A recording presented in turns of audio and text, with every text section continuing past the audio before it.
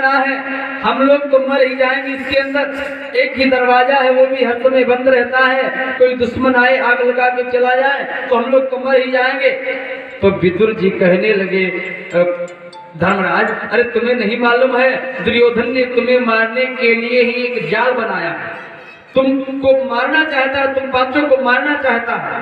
ये सब दुर्योधन का जाल है कि सब चाल कपट दुर्योधन की, अरे उसने ही जाल बनाया।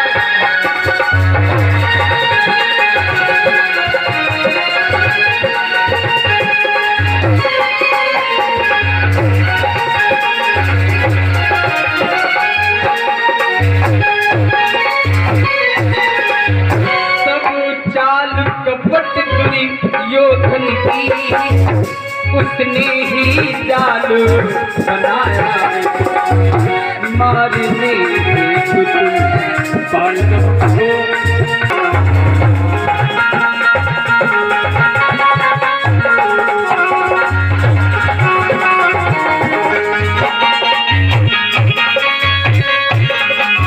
विदुर जी कहने लगे, धर्मराज अरे दुर्योधन ने तुम सबको मारने के लिए एक जाल बनाया है, अब तुम पांचों को मार देगा वो। तो चाचा जी हम बचें कैसे, क्या करें, कैसे बचें? तो विदुर जी कहने लगे, बस बचने का एक ही उपाय है, तुम लोग इस मकान से सुरंग बनाओ, रास्ता बनाओ सुरंग, और यहाँ से बचकर के निकल जाओ तो बचोगे, नहीं तो मर जाओगे पांचों के पांचों।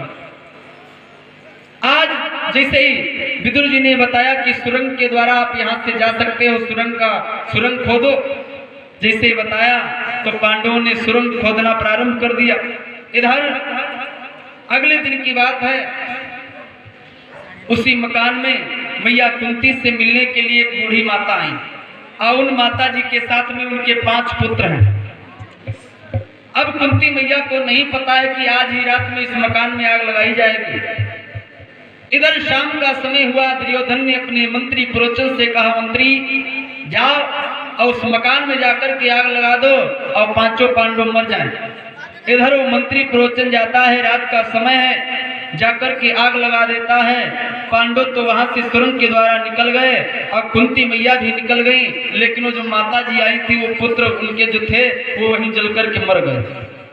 पांचों पांडव वहां से निकल आए और इधर सुरंग के बाहर नदी गंगा जी के किनारे आकर के निकले और चलते चलते एक नगर में पहुंचे जिसका नाम था चक्रापुर। चक्रापुर नगर में जाकर के कुम्हारों के यहाँ निवास करने लगे, अपना समय व्यतीत करने लगे। अब कुंती मैया ने विचार किया कि मैं थी वहां, लेकिन आ कहाँ गई हूँ। अपने पुत्र से पूछा तो पांडवों ने बताया, मैया जी ऐसी सी बात थी, यदि हम लोग वहां होते तो आज मर ही गए होते।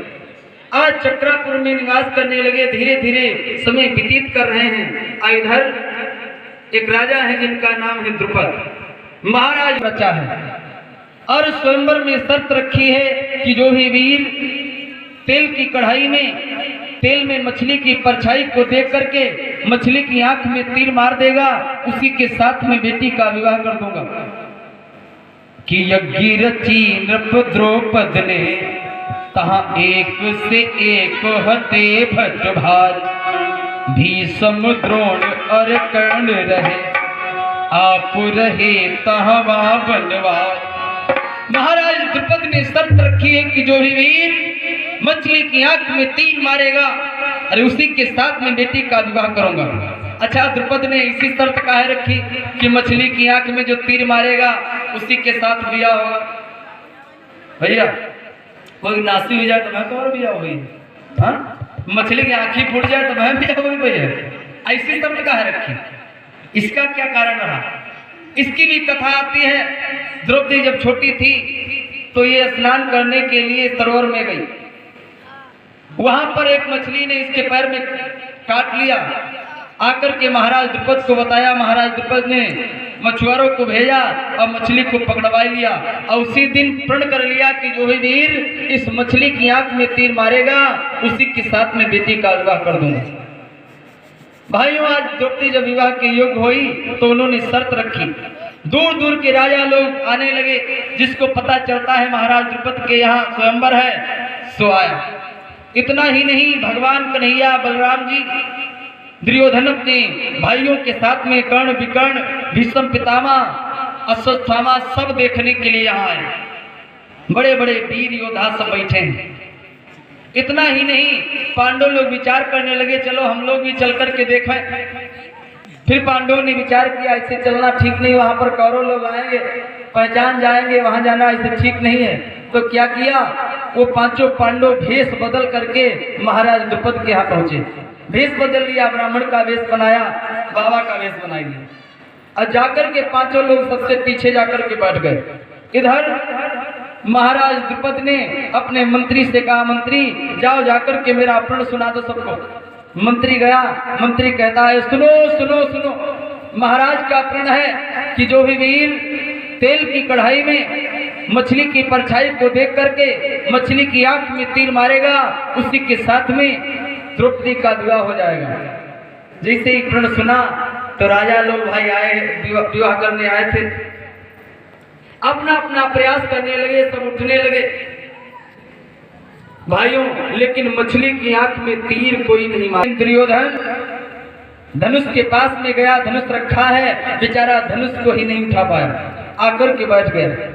दुशासन भी प्रयास करता है, विकर्ण भी प्रयास करता है, लेकिन सब फेल हो गए, सब आकर के बैठ गए। अब जब कर्ण का नंबर आया, कर्ण उठा, अब कर्ण बड़ा वीर है, गया धनुष के पास, एक परिक्रमा लगाता है और धनुष को तो उठा लिया, प्रत्यंचा चढ़ाने लगा। इधर जैसे प्रत्यंचा चढ़ाई, भगवान कन्हैया ने द्रौपदी की तरफ इशारा कर दिया, मना कर दो, इसके साथ में विवाह मत करना।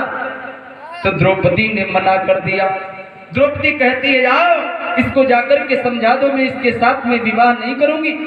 कि जाकर इसको समझा दो तुम, इससे ना ब्याह